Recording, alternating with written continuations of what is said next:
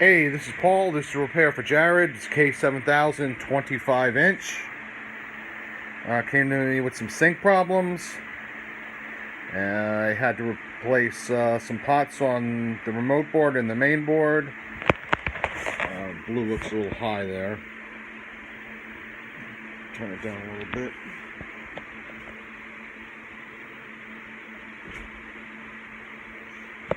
There we go.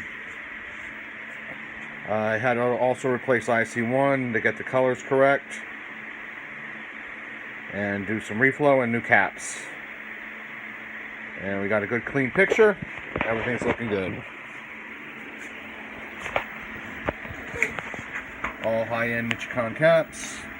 Flyback was still good, so I left the flyback in.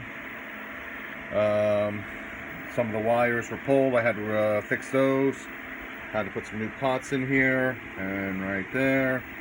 And we got a good looking picture. I'll box this guy up and send it back. See ya.